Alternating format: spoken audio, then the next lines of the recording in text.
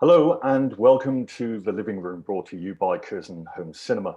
And I'm delighted to welcome all those people who have ventured forth into the real world today and have just watched Apples on one of the screens in Curzon Soho, Bloomsbury and Oxford.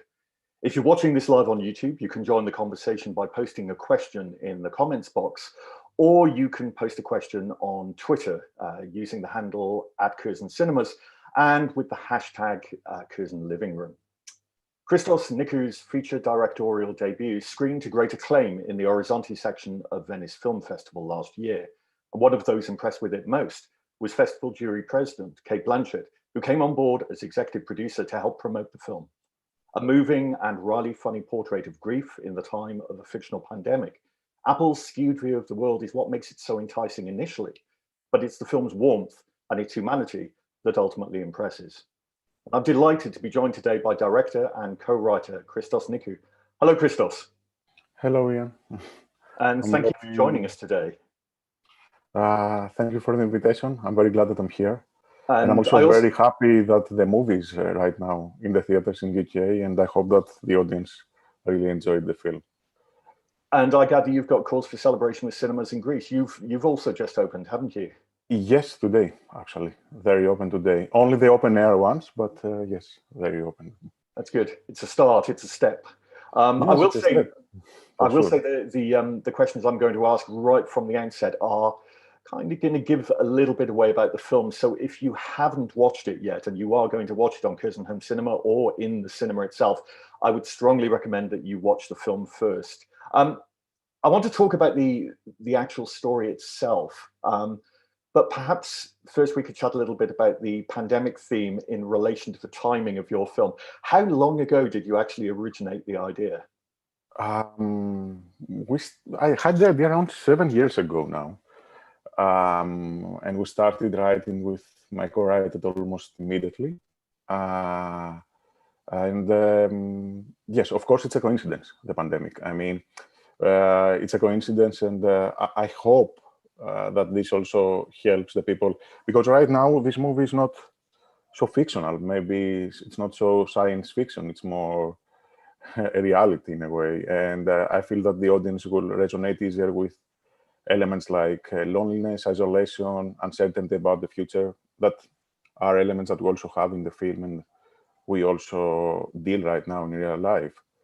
But to be honest, the pandemic is just an allegorical tool that we used in order to make a comment about how we live right now and in our society, and about memory, grief, and identity, and other many topics.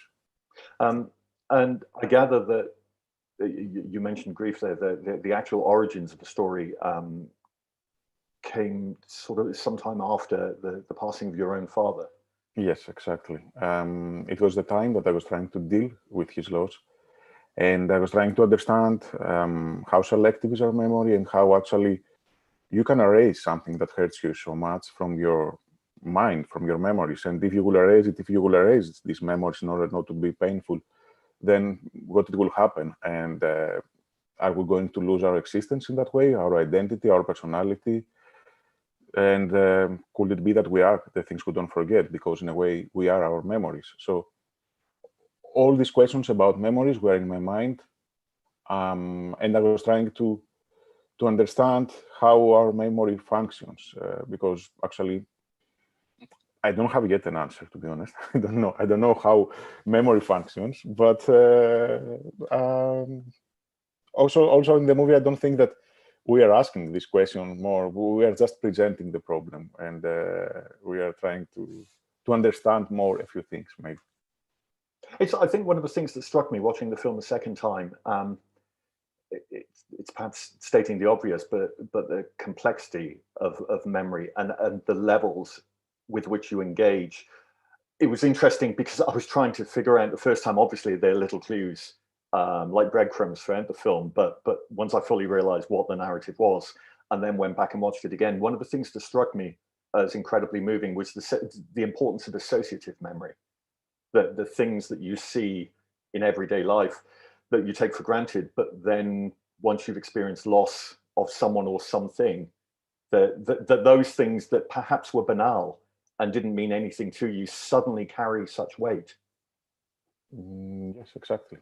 And maybe for that, as you said, you need a second viewing sometimes in order to feel and understand, because the movie actually has a lot of hints about and clues about what the main character deals in the whole movie, and we want also to make to see from his side, and from a person that is dealing with a loss and a grief, the whole topic of amnesia and the whole topic of memory, and in general how a person that deals with something like that is how he behaves in a society that people forget so easily, and they are just living everything in very ephemeral way. So yes, that was the idea. And another thing that really struck me from watching the film a second time, and really surprised me, is how quick we're thrown into everything. It's 5 minutes or 5.5 minutes that he wakes up on the bus and then he's picked up in an ambulance, which is extraordinarily fast considering you've set up an entire universe in that point in time. And you've used that example of the guy who's lost his memory on the street. But to go back and watch again, what really surprised me is that all the clues are there in that first 5 minutes of what he's actually doing. Yes, even the flowers are there. Yeah. I mean, yes, we try to put everything there about his world. And to be honest, it's sometimes it's very tricky, that because when we're watching a movie, the first 1 or 2 minutes, we are not so concentrated.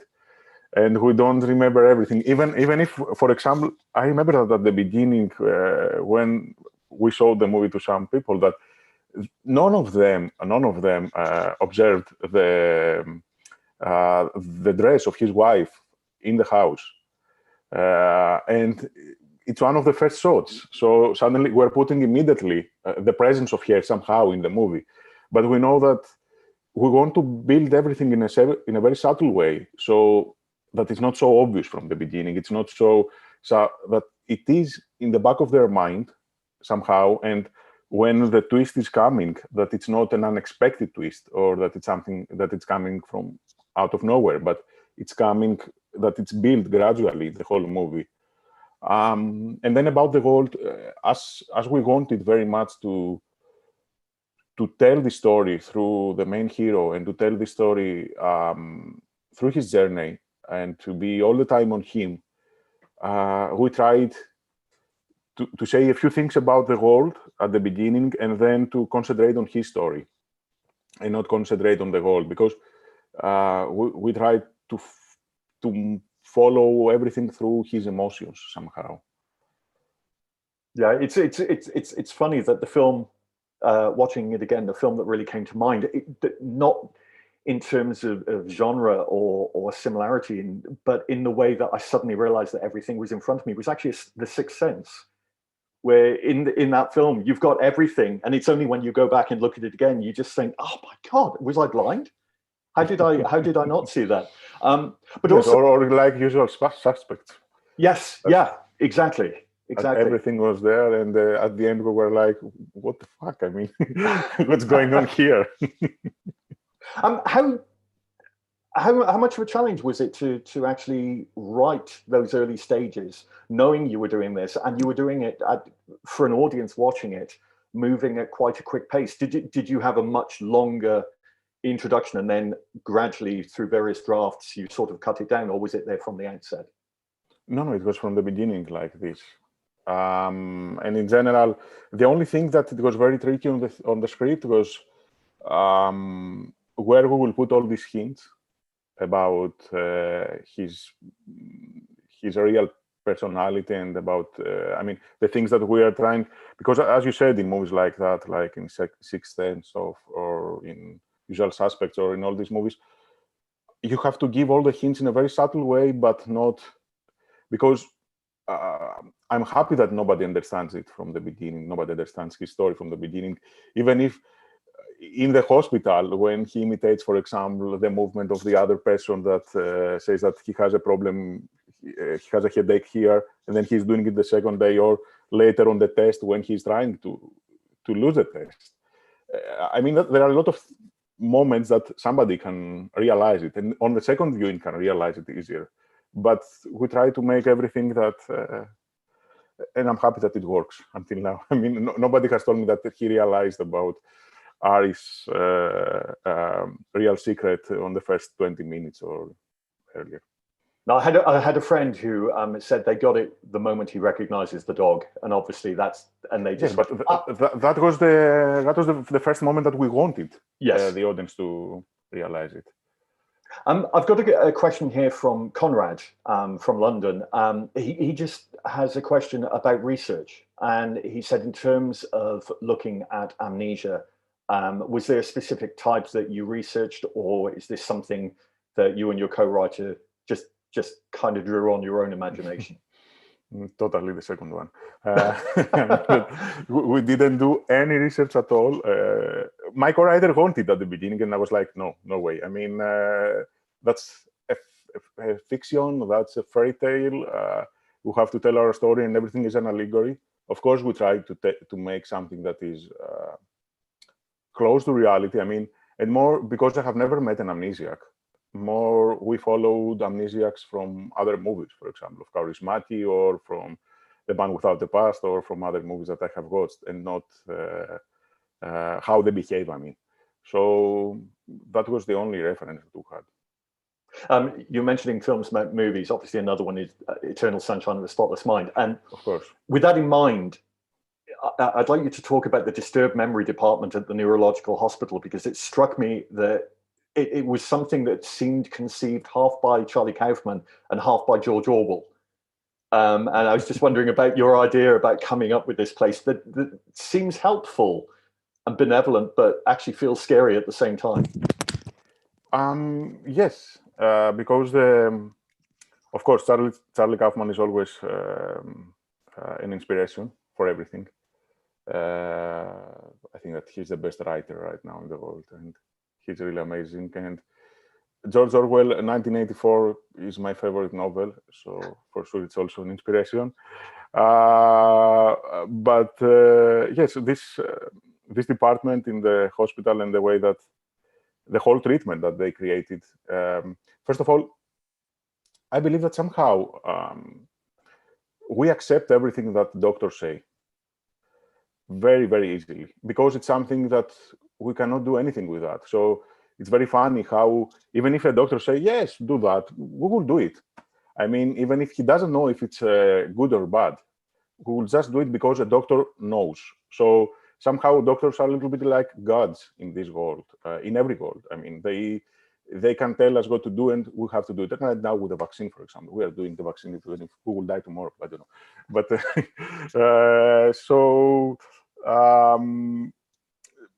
we wanted to create the doctors to be a little bit funny, because I feel that they are also funny as characters, most of them that I have met. They are very nerd, very different, and I hope that there are not a lot of doctors in the audience, and that we wanted to create them to look in a funny way, and then the whole treatment that we created, it's for sure scary, because they don't have a plan, actually. I mean, they are just thinking of an idea. I read about a Molotov in a demonstration. Maybe we can tell them to take also Molotov and go there. I mean, they are thinking things just out of nowhere again. I mean, they're just reading something and they say, okay, let's put this, let's put this. I mean, you cannot say to an amnesiac, take your car and go and take a car and go and crash it on a tree. It's very silly. But from the other hand, it was a way to. We liked a lot that idea, because we feel that somehow it is a bit cynical, but it's also funny. It's also warm a little bit. And we wanted to find these tasks that are in a way we describe a little bit moments of an average life. that almost every person has lived in his life, and that through all these tasks to create different emotions, because every task creates a different emotion. For example, the crashing a car is something very terrifying, or having a sex with an unknown in a toilet, it's something different for sure, not terrifying. Maybe it's also terrifying, I don't know.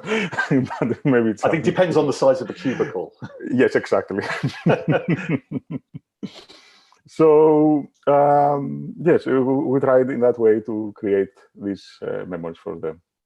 And I can imagine you had a lot of fun coming up with all the different exercises. How far did you go with them? Just for the two of you in writing it, did you kind of devise all of the things if they went to the extreme? Or For sure, for sure. There were moments that I was thinking that, okay, let's put them to jump from an aeroplane or from a bridge or something like that. I mean, to feel how it's to try to suicide yourself or something. I mean, but then we realized, okay, we don't have the budget. Let's go to the ones that we can shoot.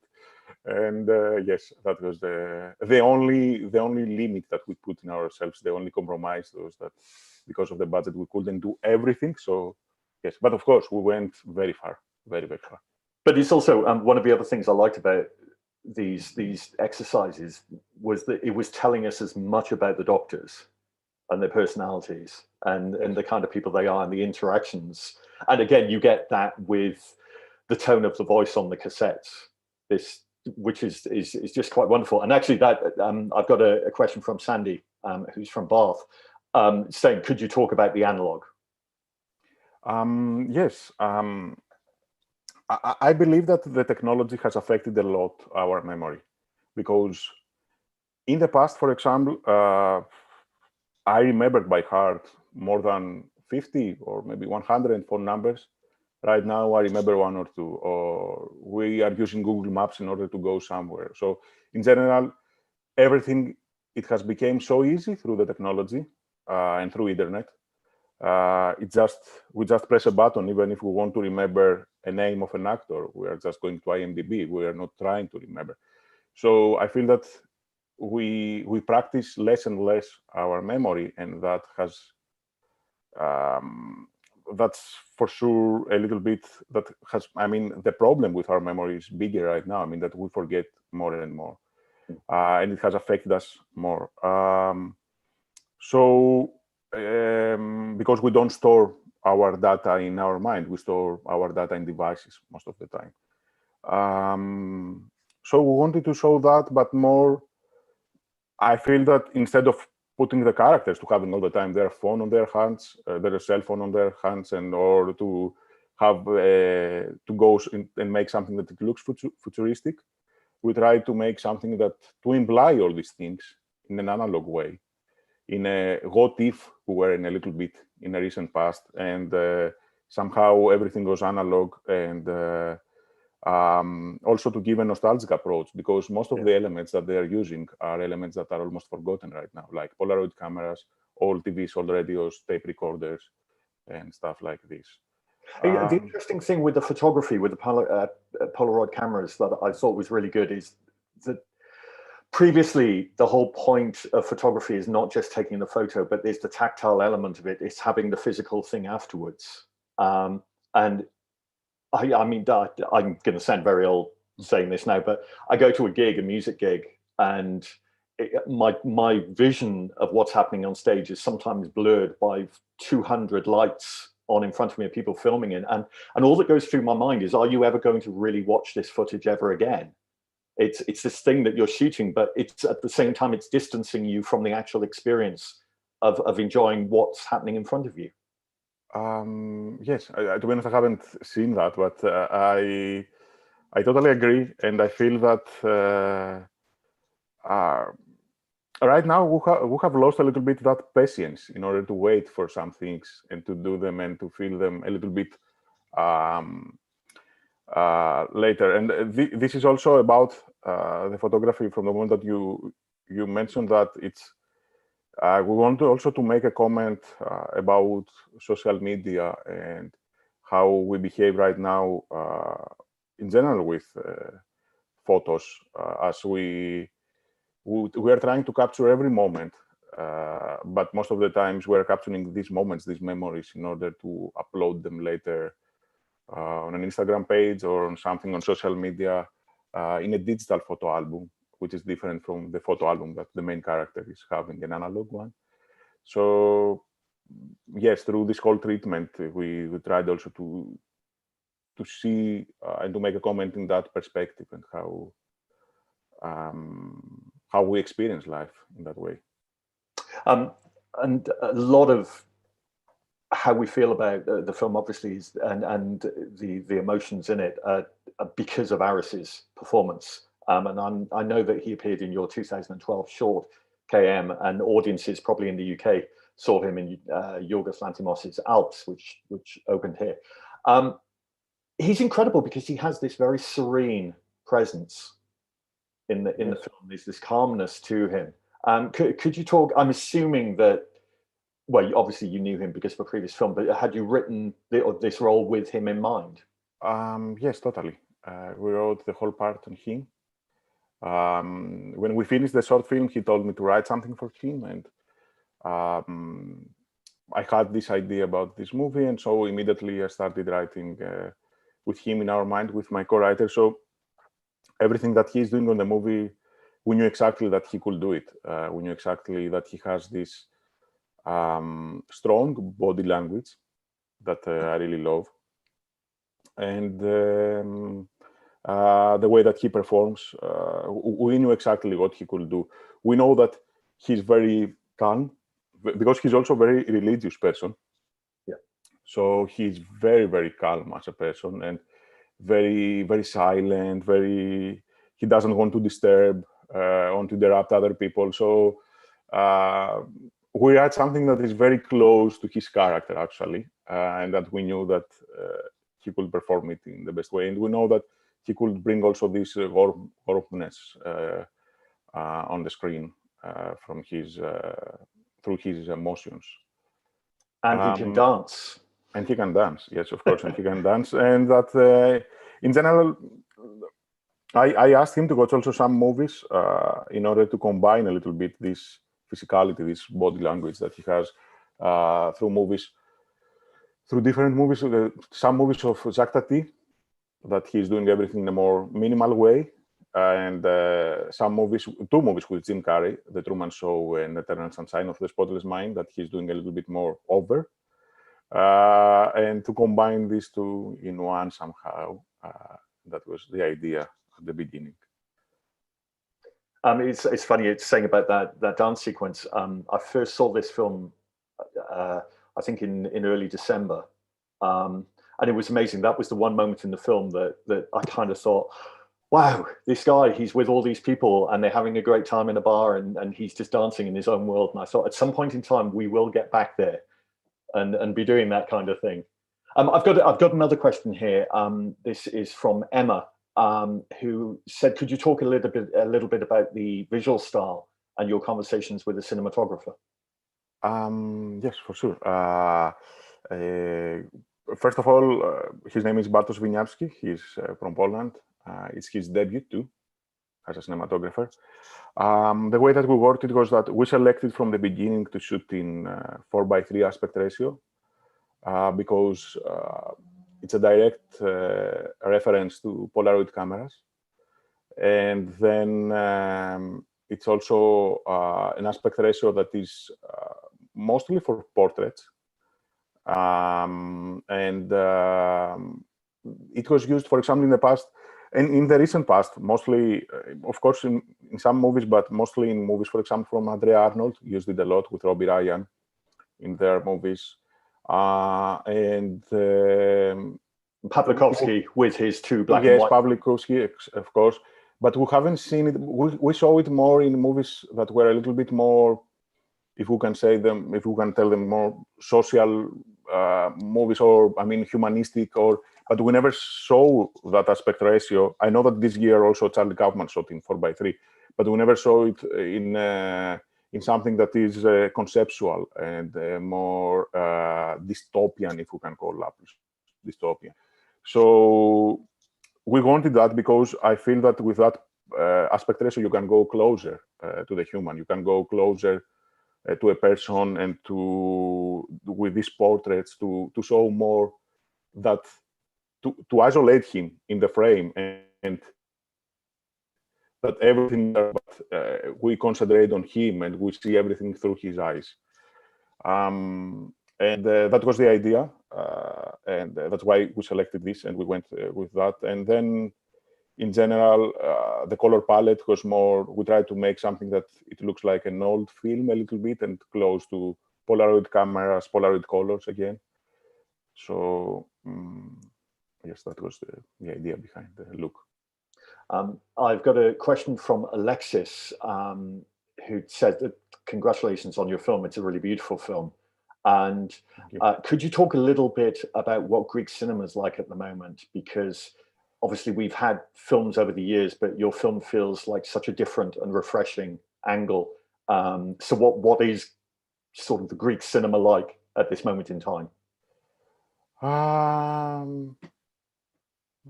I guess in terms of productivity, how can we expect more coming out? I don't know what I can answer on this. I mean that, of course, the audience. I mean, worldwide, we know more the movies of Lanthimos in the past from Greek cinema and Sagari, and right now there are for sure new filmmakers that they will come the next years, and they will make their. I hope that they will make great movies.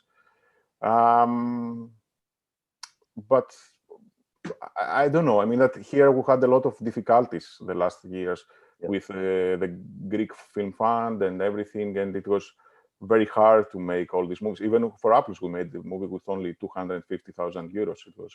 So it was a very low budget. So I hope that the things are trying. I mean that the last year there were a lot of approvals, so I hope that the things will get better the next years, and we will see more Greek movies.